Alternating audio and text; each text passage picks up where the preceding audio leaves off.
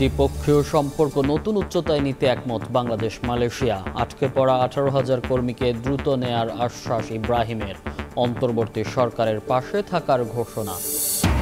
নির্বাচনের রোডম্যাপ সামনে রেখে শনিবার প্রধান উপদেষ্টার সঙ্গে বিএনপির সংলাপ। রাষ্ট্র সংস্কারে প্রস্তাব দেবে প্রতিনিধি দল। সুপারিশ করবে দ্রুত সময়ে নির্বাচনের। 2013 সালে মার্চ ফর ডেমোক্রেসিতে বাধা ও বেগম জিয়াকে হত্যা চেষ্টার অভিযোগে শেখ হাসিনার বিরুদ্ধে মামলা। সাবেক খাদ্যমন্ত্রী সাধন চন্দ্র মজুমদার 7 দিনের রিমান্ডে।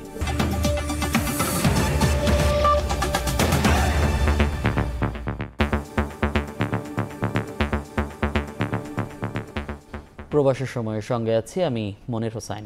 বাংলাদেশ মালয়েশিয়া সম্পর্ক নতুন উচ্চতায় নিতে দুই দেশ একমত হয়েছে বলে জানিয়েছেন প্রধান উপদেষ্টা ডক্টর মোহাম্মদ ইউনূস।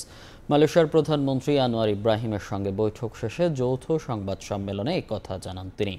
কাজের অনুমতি পেয়েও যারা যেতে পারেনি আর এমন 18,000 কর্মীকে দ্রুত নেয়ার বিষয়টি বিবেচনার আশ্বাস দেন আনোয়ার ইব্রাহিম। জানান, রোহিঙ্গা প্রত্যাবাসন ইস্যুতে ঢাকাকে সহায়তা করবে কুয়ালালামপুর। অন্তর্বর্তী সরকারের দায়িত্ব নেওয়ার পর বাংলাদেশ সফরে প্রথম কোনো দেশের সরকার প্রধান, তাই স্বাভাবিকভাবেই বেশ গুরুত্বপূর্ণ হয়ে ওঠে মালয়েশিয়ার প্রধানমন্ত্রী আনোয়ার ইব্রাহিমের ঢাকা সফর। বাংলাদেশ মালয়েশিয়ার সম্পর্ক দীর্ঘদিনের হলেও 1 দশক পর মালয়েশিয়ার কোনো প্রধানমন্ত্রী বাংলাদেশে এলেন। শুক্রবার দুপুরে মালয়েশিয়ার পররাষ্ট্রমন্ত্রী সহ 58 জন সফর সঙ্গী নিয়ে হযরত শাহজালাল আন্তর্জাতিক বিমানবন্দরে অবতরণ করেন প্রধানমন্ত্রী আনোয়ার ইব্রাহিম। এ সময় তাকে অভ্যর্থনা জানান প্রধান উপদেষ্টা ডক্টর মোহাম্মদ ইউনূস। আনোয়ার ইব্রাহিমকে দেয়া হয় গার্ড অফ অনার। সংক্ষিপ্ত সফরে বিমানবন্দর থেকে সরাসরি হোটেল ইন্টারকন্টিনেন্টালে আসেন দুই দেশের সরকার প্রধান। সেখানে দ্বিপক্ষীয় বৈঠকে বসেন ডক্টর ইউনূস ও আনোয়ার ইব্রাহিম। আলোচনায় উঠে আসে দ্বিপাক্ষিক স্বার্থ সংশ্লিষ্ট বিভিন্ন বিষয়। বৈঠকের পর যৌথ সংবাদ সম্মেলনে হাজির হন দুই সরকার প্রধান। প্রধান উপদেষ্টা জানান, দুই দেশের কৃষি, শিক্ষা, প্রযুক্তি, অর্থনৈতিক খাতে একসঙ্গে কাজ করার ব্যাপারে আলোচনা হয়েছে। আহ্বান জানানো হয়েছে শ্রমবাজার উন্মুক্ত করতে। Increasing workers and professional intake from Bangladesh and multiple entry visas for them. We also discussed to explore the possibility of signing a new agreement or MOU on agriculture, energy, education, halal economy, semiconductor industry, connectivity, blue economy. এ সময় কাজের অনুমতি পেয়েও মালয়েশিয়ায় যেতে না পারা 18,000 কর্মীকে দ্রুত নেয়ার ব্যাপারে বিবেচনার আশ্বাস দেন মালয়েশিয়ার প্রধানমন্ত্রী। Lost that opportunity because of the political development and uprising here. I will certainly give that a major consideration. At least the first phase, subject to all the conditions being met, can be taken as soon as possible. 18,000. Yeah, 18,000, but the first phase, once we satisfy, I think we'll do it at the fast track, fast phase. Thank you. This is very required. Rohingya প্রত্যাবাসন ইস্যুটি মালয়েশিয়ার প্রধানমন্ত্রীকে ASEAN সহ আন্তর্জাতিক ফোরামে তুলে ধরার আহ্বান জানান প্রধান উপদেষ্টা। এতে সহায়তার আশ্বাস দেন Anwar Ibrahim. On the Rohingya issues we discussed, it's not only Bangladesh problem, which is a serious one, it's also Malaysian problem. Malaysia has the same Rohingya issue. A smaller one, but a smaller number of people, but the same issue. So we need to find a solution for that. We work together to ASEAN, to Malaysian government, and to the broader international community. On the ASEAN sectoral dialogue partner, where in the past there were encumbrances, not created by us but some members. If it need be, I will personally interfere and speak to my counterpart. পরে বঙ্গভবনে রাষ্ট্রপতির সঙ্গে সৌজন্য সাক্ষাৎ করেন মালয়েশিয়ার প্রধানমন্ত্রী। শুক্রবার সন্ধ্যায় মাত্র 5 ঘন্টার সংক্ষিপ্ত সফর শেষে মালয়েশিয়ার উদ্দেশ্যে ঢাকা ছাড়েন আনোয়ার ইব্রাহিম। নাজমুস তালেহী, সময় সংবাদ, ঢাকা। গেল মে মাসে বিমানবন্দরে আটকে পড়া 18,000 শ্রমিক আবারও মালয়েশিয়া যাওয়ার সুযোগ পাওয়ায় সাধুবাদ জানিয়েছে বায়রা। তাৎক্ষণিক প্রতিক্রিয়ায় সংগঠনটি বলছে তারা এই সুযোগের শতভাগ সদ্ব্যবহার করতে চান। আর সিন্ডিকেট মুক্ত বৈদেশিক শ্রমবাজার গড়ে তোলার তাগিদ দিচ্ছে প্রবাসী শ্রমিকদের উন্নয়নে কাজ করা সংস্থা রামরো।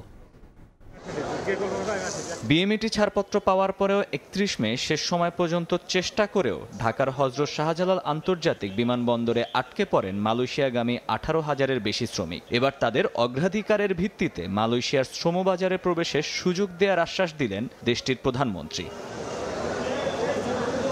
বাংলাদেশের চতুর্থ বৃহত্তম বৈদেশিক শ্রমবাজার মালয়েশিয়ায় শ্রমিক পাঠানোর সুযোগ দেখা দেয় খুশি শ্রমশক্তি রপ্তানিকারকদের সংগঠন বায়রা। তারা বলছে, অন্তর্বর্তী সরকার প্রধান ডক্টর মোহাম্মদ ইউনূসের ভাবমূর্তিকে কাজে লাগিয়ে মালয়েশিয়া থেকে প্রবাসী আয় বাড়াতে নতুন উদ্যমে কাজ করতে চান তারা।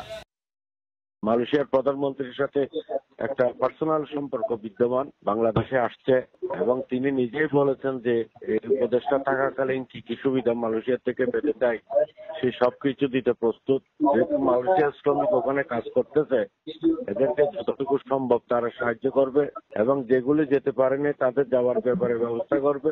বৈদেশিক শ্রমবাজার নিয়ে যেন আর কোনো সিন্ডিকেট চক্র গড়ে উঠতে না পারে তা নিশ্চিতের তাগিদ প্রবাসী শ্রমিকদের উন্নয়নে কাজ করা গবেষণা সংস্থা রামরুর।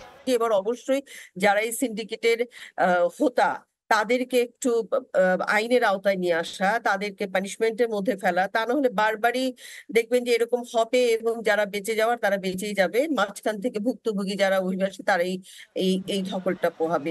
বিএমইটির তথ্য, ১৯৭৬ সাল থেকে এ পর্যন্ত বাংলাদেশ থেকে মালয়েশিয়া গিয়েছেন ১৪,৫৯,০০০ শ্রমিক, যার মধ্যে গত বছর গেছেন ৩,৫১,৬৮৩ জন। আর সিন্ডিকেটের দৌরাত্ম্য সহ নানা অনিয়মের কারণে ১৯৯২ সাল থেকে বাংলাদেশিদের জন্য ৪ বার বন্ধ যায় দেশটির শ্রমবাজার।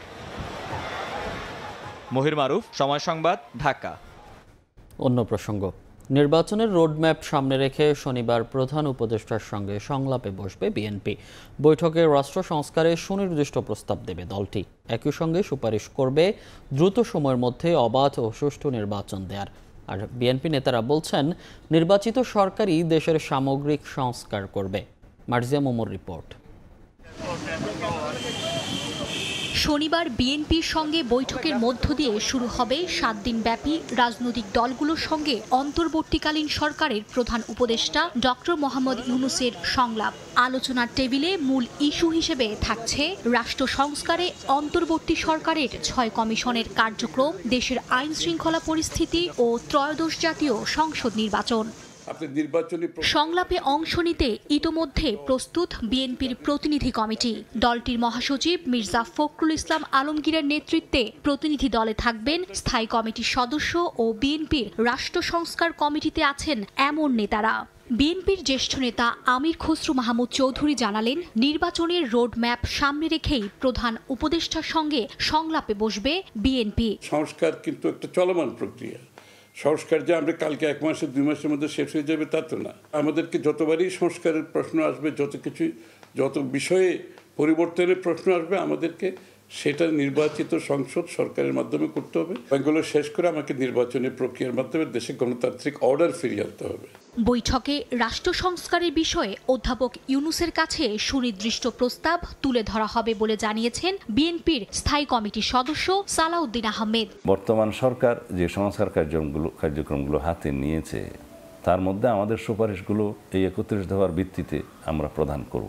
পরামর্শ হচ্ছে যে একটা নির্বাচনের রোডম্যাপ এই কাজগুলোর হওয়ার সাথে সাথে একইভাবে সিমultaneously ওনারা জাতির সামনে প্রদান করতে পারেন।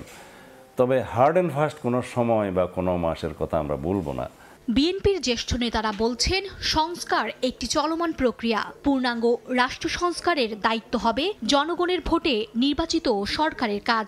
এই বিষয়টি তুলে ধরা হবে সংলাপ বৈঠকে। বিএনপি এখন যেটা করবে বা দলগুলো যেটা করবে, রাজনৈতিক দল, যে সংস্কারটা কিভাবে হবে, কোন জায়গায় সংস্কার লাগবে, সেগুলি ব্যাপারে আমরা সাহায্য করব। যেটা সবচেয়ে বেশি দরকার সেটা হলো জনগণের সরকার। জনগণের সরকার অনলি প্রতিষ্ঠিত হয় জনগণের দ্বারা একটা অবাধ সুষ্ঠু গ্রহণযোগ্য নির্বাচনের মাধ্যমে।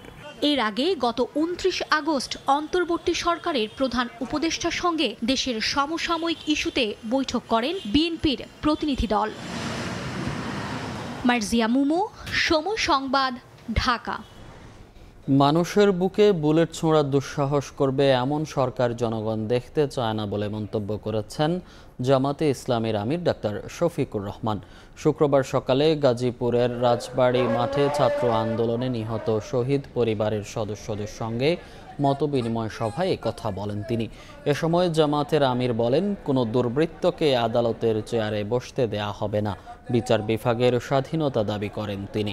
বিগত সরকারের দোসররাই পোশাক শ্রমিকদের উস্কে দিয়ে রাস্তায় নামিয়ে দিচ্ছে বলেও মন্তব্য করেন শফিকুর রহমান। সফার আগে শহীদ পরিবারের সদস্যদের সঙ্গে দেখা করেন এবং তাদের খোঁজ খবর নেন জামাতে ইসলামীর আমির।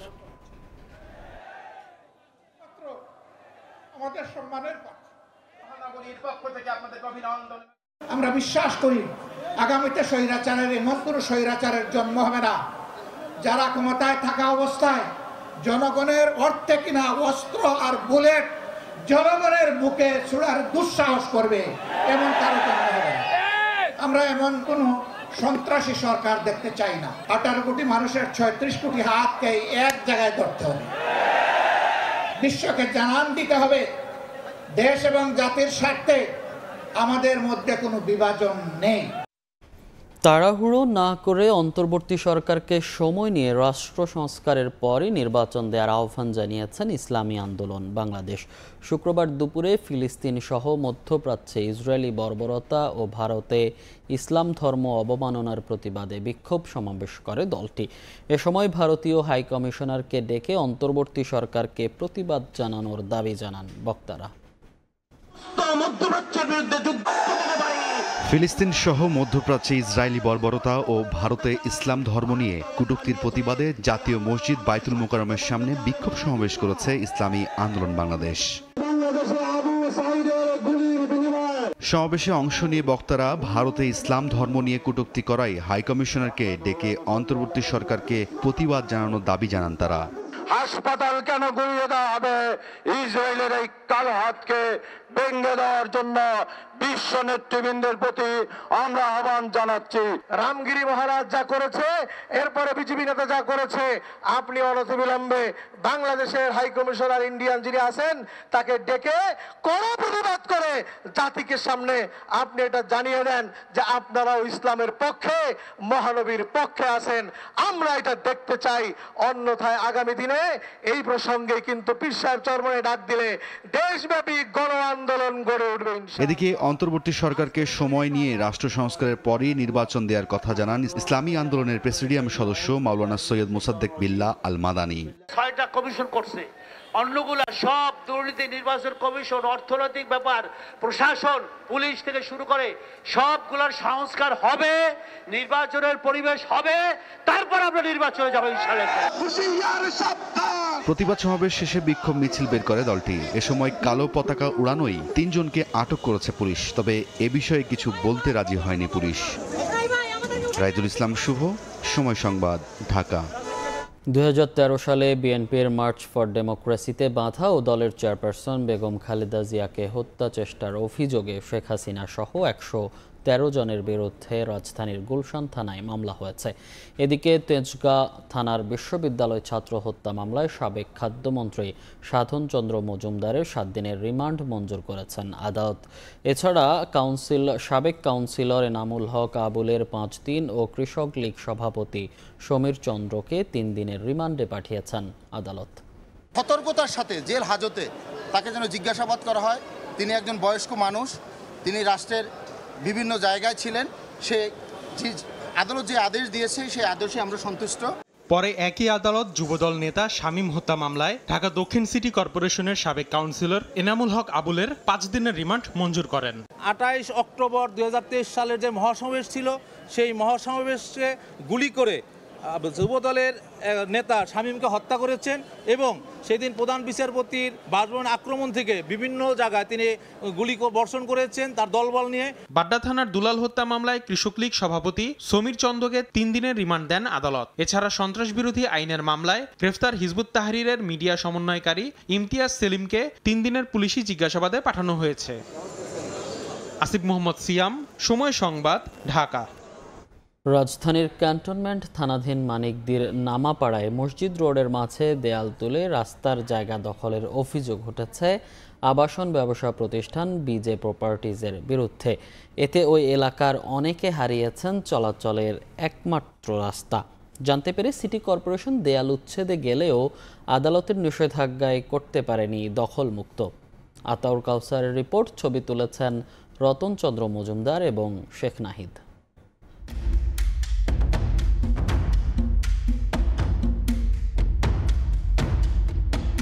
রাজধানীর ইসিবি চত্বর থেকে কালচি যাওয়ার পথে রাস্তার উত্তর দিকে পশ্চিম মানিকদি মসজিদ রোড। গত ৩০ বছর ধরে সড়কটি ব্যবহার করছেন এলাকাবাসী।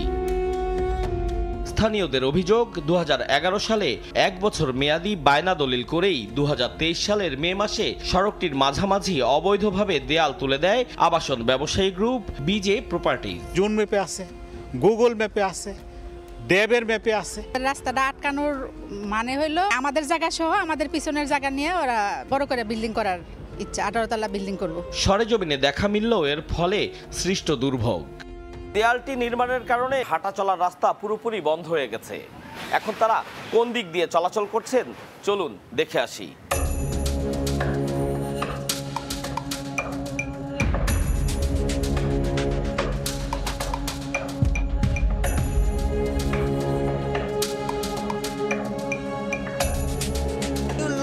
আমগরে গেট বরাবর ওই বিজিকারে করছে, বাথরুম দিছে, আমাকে শৈলের মধ্যে গাও বাড়াই পড়ছে, দাউদ বাড়াই পড়ছে। দেয়াল তোলার বিষয়ে সিটি কর্পোরেশনে অভিযোগ জানিয়েছিলেন ভুক্তভোগীরা। আদালতের অর্ডারের যে সার্টিফাইড কপি পাওয়ার পরে আমরা দেখে প্রয়োজনে লিগ্যালভাবে সেই স্টে অর্ডারকে আমরা ভ্যাকেট করার চেষ্টা করব। আশাই জানা মানে যখন বৃষ্টি হয় তখন এখানে নামাজ পড়া অপযোগী হয়ে যায়। এমন পরিস্থিতিতে প্রশাসনের বিশেষ নজরদারির দাবি জানিয়েছেন স্থানীয়রা। এ মসজিদটিতে একসময় প্রচুর মুসল্লি নামাজ পড়তে আসতেন।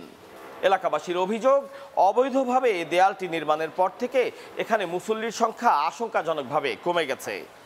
কারণ এই মসজিদের পশ্চিম পাশে যে সকল এলাকাবাসী রয়েছেন তারা আর কোনোভাবেই আসতে পারছেন না মসজিদটিতে। এলাকার ধর্মপ্রাণ মুসল্লিদের দাবি দ্রুত যৌক্তিক সমাধানের, যেখানে বাধা হয়ে দাঁড়াবে না সম্পত্তির লোভ এবং দুনিয়াবি লালসা। আতাউর কাউসার, সময় সংবাদ, ঢাকা। ডলারের সরবরাহ বাড়তে থাকায় জুলাই আগস্টের স্থবিরতা কাটিয়ে গতি ফিরছে দেশের আমদানি রফতানি বাণিজ্যে। চট্টগ্রাম বন্দর দিয়ে চলতি অর্থ বছরের প্রথম ৩ মাসে বাল্ক পণ্য আমদানি কিছুটা কমলেও বেড়েছে কন্টেইনার হ্যান্ডেলিং। এছাড়া রেমিটেন্স ও রিজার্ভ বাড়ায় এলসি খোলায় জটিলতা কাটতে শুরু করেছে। সাখত টিপুর ক্যামেরায় বিস্তারিত জানাচ্ছেন কমল দে। চট্টগ্রাম বন্দরের সবশেষ তথ্য অনুযায়ী চলতি অর্থ বছরের প্রথম ৩ মাসেই ৮,২৬,৫২৮ টিউএস কন্টেনার হ্যান্ডেলিং হয়েছে, যা আগের বছরের এই সময়ের তুলনায় ৩৬,৬৯৭ টিউএস বেশি। রাজনৈতিক অস্থিরতায় জুলাই এবং আগস্টে স্থবিরতা থাকলেও সেপ্টেম্বর মাসে 2,৮৩,০০০ কন্টেনার হ্যান্ডেলিং হয়েছে। তবে ডলার সংকটের কারণে আগের 2 মাসে এলসি খোলার জটিলতায় বাল্ক পণ্য যেমন আমদানি কম হয়েছে, তেমনি পণ্যবাহী জাহাজও এসেছে তুলনামূলক কম। গেল মাসে দুটি বেড়েছে। রাজনৈতিক অস্থিরতা এবং বন্যাজনিত কারণে আমদানিও কম হয়েছে, ডেলিভারিও কম হয়েছে। তবে এখন সেপ্টেম্বর থেকে সেটা একটু গতি পেয়েছে। আমরা আশা করছি আগামীতে এটা আরো বাড়বে। 38 ধরনের আমদানি পণ্যের পাশাপাশি রপ্তানি পণ্যের শতভাগ শুল্কায়ন এবং জাহাজীকরণ সম্পন্ন হয় বেসরকারি 21টি অফডকে। জুলাই, আগস্ট এবং সেপ্টেম্বর মাসে অফডকগুলিতে 5.6% হারে প্রবৃদ্ধি হিসেবে 2,01,870 টিউএস রপ্তানি এবং 5.1% প্রবৃদ্ধি হিসেবে 69,147 টিউএস আমদানি কন্টেনার হ্যান্ডেলিং হয়েছে। আমদানি এবং রপ্তানি দুটো ক্ষেত্রে আমরা প্রবৃদ্ধি দেখতে পাচ্ছি প্রতিকূল অবস্থার প্রেক্ষিতেও। সুতরাং আমরা মনে করি বছরের শেষ মাসগুলোতে এই প্রবৃদ্ধি বহাল থাকবে এবং আমরা বছর শেষে একটা ইনকারেজিং গ্রোথ দেখতে পাবো আমদানি এবং রপ্তানি উভয় ক্ষেত্রেই। ডলার সংকটের কারণে বিগত আওয়ামী লীগ সরকার আমদানির ক্ষেত্রে এলসি খোলায় ব্যাপক বিধিনিষেধ আরোপ করে। বর্তমানে প্রবাসীদের পাঠানো রেমিটেন্স এবং রিজার্ভের অবস্থান সুসংহত হয়, এলসি খোলার জটিলতাও কেটে যাচ্ছে। আমাদের ডলার ক্রাইসিসটাকে দূর করতে হবে এবং ইম্পোর্ট যারা এলসি করতে চায় তারা যেন স্বাভাবিকভাবে এলসি করতে পারে এবং সেই সাথে মিল ফ্যাক্টরি যেগুলো আছে তারা যেন স্বাভাবিকভাবে তারা চলতে পারে, তাদের ফ্যাক্টরি যেন চালু থাকে। 2023-24 অর্থ বছরে চট্টগ্রাম বন্দর 31,68,690 টিউএস কন্টেনার, 12,32,42,000 মেট্রিক টন কার্গো পণ্য হ্যান্ডেলিং করে। আর বন্দরে পণ্যবাহী জাহাজ এসেছিল 3,971টি। রাজনৈতিক অস্থিরতা কিংবা ভয়াবহ বন্যার কারণে দেশের আমদানি রপ্তানি বাণিজ্য সংকটে পড়ছে তা কিন্তু নয়, তার সাথে যুক্ত হচ্ছে বিশ্বমন্দা, দেশের বাজারে ডলার সংকট। তবে সাম্প্রতিক সময়ে ডলার সংকট কাটতে শুরু করেছে, খুলছে পণ্য আমদানির এলসি, আর এর ফলে গতি ফিরছে দেশের আমদানি রপ্তানি বাণিজ্যে। চট্টগ্রাম বন্দর থেকে কমল দে, সময় সংবাদ। বাজারে নিত্যপণ্যের আগুন দাম, সপ্তাহ ব্যবধানে কেজিতে 25 থেকে 30 টাকা পর্যন্ত বেড়েছে সবজির দাম। বৃষ্টি বন্যায় দাম বাড়ার অজুহাত বিক্রেতাদের। বাড়তি দামেই বিক্রি হচ্ছে ডিম, দাম বেড়েছে ব্রয়লারেরও। তবে মাছের বাজারে ক্রেতারা কিছুটা স্বস্তির মুখ দেখলেও 100 টাকা পর্যন্ত বেড়েছে ইলিশের দাম। নিত্যপণ্যের বাজারে দ্রুত স্বস্তি ফেরানোর দাবি ভোক্তাদের। খাদ্যপণ্যের দাম নিয়ন্ত্রণে কাজে আসছে না সরকারের কোনো পদক্ষেপ। বিভিন্ন সংস্থার বেঁধে দেয়া দর যেন আটকে আছে কাগজ কলমেই। শুক্রবার রাজধানীর কারওয়ান বাজারে পেঁপে ছাড়া বেশিরভাগ সবজিই বিক্রি হচ্ছে 70 টাকার ওপরে। 150 টাকা ছাড়িয়েছে বেগুন, বরবটি। গত সপ্তাহে 250 টাকার কাঁচামরিচ এ সপ্তাহে কিনতে হচ্ছে 350 থেকে 400 টাকায়। বিক্রেতাদের অজুহাত, বাজারে পণ্যের সংকট সৃষ্টি করছে বৃষ্টি, বন্যা। গত সপ্তাহের তুলনায় এই সপ্তাহে একটু উদ্যোগতি আছে, একটু বাড়তি আছে। মূল কারণটা আমরা যা মনে করি যে সরবরাহটা কম, মরিচের দামও কালকে তুলনায় আজকে বেশি। সবজির পণ্যের দাম বেশি। বর্তমানে খেতে পানি বেড়ারা খেতে তো যাইতে পারে না, অনেকটাই খেতে পানি, বন্যা, অনেক সবজি নষ্ট হয়ে গেছে। 2-3 দিন বৃষ্টি ছিল, বৃষ্টির কারণে শাকসবজি নষ্ট হয়েছে। নষ্ট হওয়ার কারণে শাকসবজি আমদানি একটু কম, 800 একটু কম, এর তুলনায় দামটা বেশি। কিনতে কষ্ট হবে, আমরা খাওয়ার ইচ্ছা থাকলে আমরা খাইতে পারবো না। আর যার তৌফিক আছে সে খাবে, আর যার তৌফিক নাই সে খেতে পারবে না। 2 আড়ি শাক লুগিয়া গতকাল কিনছি আমরা গিয়া 20 টাকা, 10 টাকা করে। আর আজকে কিনছি 2 আড়ি লুগিয়া আপনার লুগিয়া 50 টাকা দিয়ে। আমার যা আয় ক্রয় মানে তার থেকে ক্রয় ক্ষমতা দ্বিগুণ 3 গুণ হয়ে যাচ্ছে। সবজির দাম ঊর্ধ্বমুখী হলেও কিছুটা স্বস্তি রয়েছে আলু ও পেঁয়াজে। পাইকারিতে 6 থেকে 8 টাকা পর্যন্ত কমেছে পেঁয়াজের দাম। আমদানি নির্ভর, আমদানি দিলে হয়তো একটু কমবো, আর আমদানি না থাকে একটু বাড়বো। পাইকারি ধরে 420 টাকা ধরে আমি কেজি নিচ্ছি 5 কেজি। সেম পাশের দোকানে হচ্ছে 450 টাকা কেজি, 440 টাকা কেজি, সেম পেঁয়াজ। মানে এই ডিফারেন্সটা আসলে কেন, কারণটা কি? আমি জিনিস কম দামে কিনে আনলে কম দামে বেচতে পারবো, আর কম দামে কেনার জায়গাতে যদি কম দামে না আসে তাহলে মানুষ মোকামাইসে কি বেচবো। এদিকে সরকারের বেঁধে দেয়া দামের বিপরীতে বাড়তি টাকা গুনতে হচ্ছে ব্রয়লারের কেজিতে 11 টাকা ও প্রতি ডজন ডিমে প্রায় 30 টাকা। বাজারে ব্রয়লার প্রতি কেজিতে 10 টাকা বেড়ে বিক্রি হচ্ছে 190 টাকায়, আর প্রতি ডজন ডিম কিনতে হচ্ছে 165 থেকে 170 টাকায়। ব্রয়লার কেজিতে 10 টাকা বাড়ছে আজকে প্রতিটা কেজিতে, কারণ খামারিরা মাল দিচ্ছে না, বৃষ্টির কারণে খামার থেকে মাল লোড আনলোড হচ্ছে না। মুরগির দাম তো দিন দিন বাড়তেই আছে। এই 150 টাকা থেকে এখন এসে 210 টাকায় ঠেকছে, তাইলে চলবে কেন? তারা ফার্মের থেকে আসে, ফার্মে যদি আমাদেরকে ডিম না দেয় আমরা তোমাদের কাছে কমাবো কিভাবে? খাওয়া দাওয়া করতে হলে তো ডিম কিনতে হবে, না কিনে তো উপায় নাই। বাজারে ইলিশ ছাড়া অন্যান্য মাছের দাম রয়েছে আগের মতোই। উচ্চ মূল্যে স্থিতিশীল চাল, ডাল, চিনি ও তেলের দাম। MS আরেফিন, সময় সংবাদ, ঢাকা। দাবিতে কেন্দ্রীয় শহীদ মিনারে গণসমাবেশ করেছে সম্মিলিত সংখ্যালঘু জোট।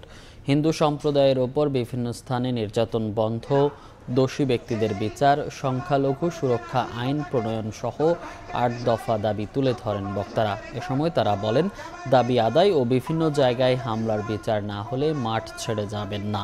দুর্গাপূজার 10 দিন পর চট্টগ্রামের লালদিঘিতেও মহাসমাবেশের ঘোষণা দেয় সম্মিলিত সংখ্যালঘু জোট।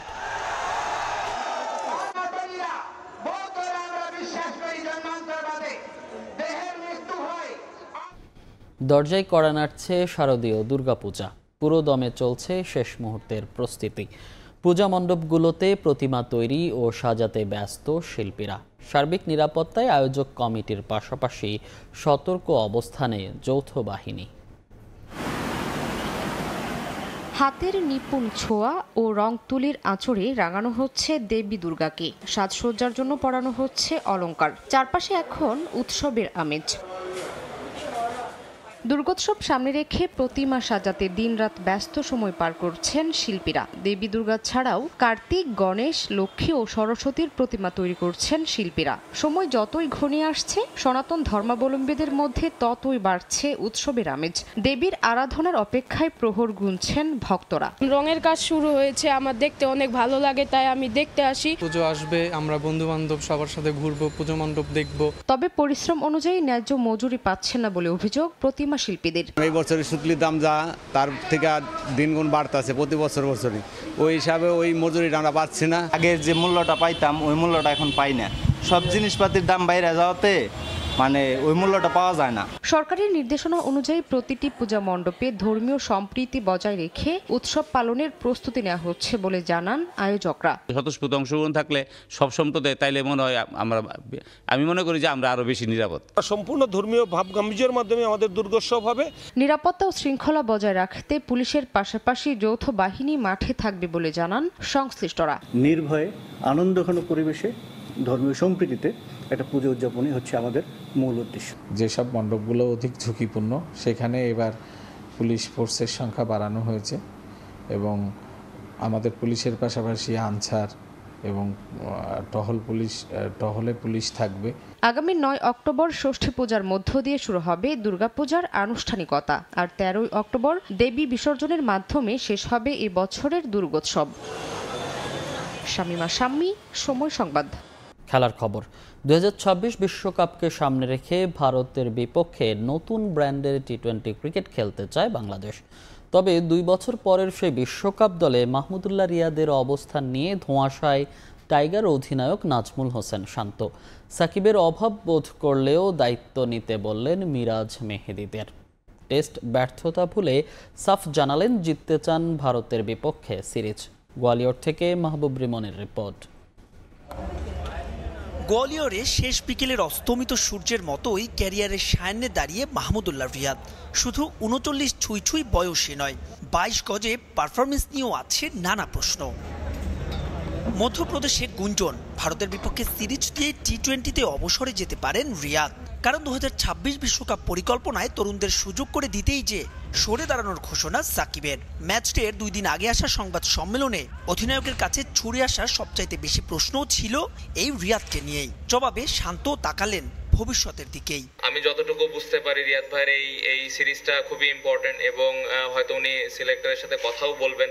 সো এই বিষয়ে আমি খুব একটা ক্লিয়ার না, বাট আমার মনে হয় যে অবশ্যই সিলেক্টর এবং বোর্ডের সাথে একটা কমিউনিকেট তো হবে। এই যে আমাদের সিরিজটা শুরু হচ্ছে, অবশ্যই এটা 2026-এর একটা চিন্তা তো অবশ্যই মাথায় রেখে আমরা সিরিজটা খেলা শুরু করব। টি-20 বিশ্বকাপে আফগান ব্যর্থতা থেকে শিক্ষা নিয়ে ভারতের বিপক্ষে সিরিজে নতুন ব্যাটিং অ্যাপ্রোচ দেখাতে চায় বাংলাদেশ দল। কোনো লুকোছাপা নয়, কাপ্তানের দৃষ্টি series জয়েই। We looking to win this series, to be very honest. We wanted to play aggressive cricket, and if you look at our last World Cup, we had a very good opportunity to play semi-finals, but we couldn't do that. But it's a new as you mentioned, it's a new team. So I hope all the players will play some good cricket here. স্বভাবতই উঠল সাকিব আল হাসান প্রসঙ্গ। তার অভাব অপূরণীয় হলেও মিরাজ মাহেদীতে দৃষ্টি শান্তর। কিছুটা স্বস্তির টাইগারদের সাবেক বিশ্বসেরা অলরাউন্ডার দেশের মাটিতে শেষ টেস্ট খেলতে পারেন এমন খবরে। সাকিব ভাই আপনি যেটা বললেন নাই, অবশ্যই এটা আমাদের জন্য একটা নতুন ব্যাপার, স্পেশালি এই ফরম্যাটে। তো এখানে মিরাজ আছে, আশা করব যে মিরাজ এই জায়গায় ভালো একটা আমাদেরকে স্টার্ট দিবেন এবং আমি আশা করছি যে এই টিম ভালো রেজাল্টই করবে। উনি যদি দেশের মাটিতে যে খেলতে পারেন, এটা তো অবশ্যই আমাদের বাংলাদেশের প্রত্যেকটা প্লেয়ারের জন্য অনেক স্বস্তির একটা ব্যাপার। গোয়ালিয়রে অখিল হিন্দু মহাসভার হুমকি নিয়েও শঙ্কিত নন শান্ত। শঙ্কিত নন নতুন ভেন্যুর উইকেটের ধরন নিয়েও। বলছেন একটা জয়ই ঘুরিয়ে দিতে পারে সব মোমেন্টাম। টি-20 বিশ্বকাপের পর টাইগারদের প্রথম ম্যাচ, সাকিববিহীন বাংলাদেশের নতুন যাত্রা শুরু। তবে তার চাইতেও বোধহয় বড় আলোচনায় এটাই কি মাহমুদুল্লাহ রিয়াদের সংক্ষিপ্ত সংস্করণে সম্ভাব্য শেষ সিরিজ। সংবাদ সম্মেলনে শান্ত অবশ্য সব আলোচনাতেই যেতে চাইলেন না। তিনি সাফ জানান ভারতের মাটিতে তাদের বিপক্ষে প্রথমবারের মতো টি-20 সিরিজ জিততে চান। মাহবুব রিমন, সময় সংবাদ, গোয়ালিয়র, মধ্যপ্রদেশ, ভারত। এ পর্যায়ে শীর্ষ সংবাদগুলো জানিয়ে দিচ্ছি আরেকবার। দ্বিপক্ষীয় সম্পর্ক নতুন উচ্চতায় নিতে একমত বাংলাদেশ মালয়েশিয়া। আটকে পড়া 18,000 কর্মীকে দ্রুত নেয়ার আশ্বাস ইব্রাহিমের। অন্তর্বর্তী সরকারের পাশে থাকার ঘোষণা। নির্বাচনের রোডম্যাপ সামনে রেখে কাল প্রধান উপদেষ্টার সঙ্গে বিএনপির সংলাপ। রাষ্ট্র সংস্কারের প্রস্তাব দেবে প্রতিনিধি দল, সুপারিশ করবে দ্রুত সময়ে নির্বাচনের। এবং 2013 সালে মার্চ ফর ডেমোক্রেসিতে বাধা ও বেগম জিয়াকে হত্যা চেষ্টার অভিযোগে শেখ হাসিনার বিরুদ্ধে মামলা। সাবেক খাদ্যমন্ত্রী সাধন চন্দ্র মজুমদার 7 দিনের রিমান্ডে।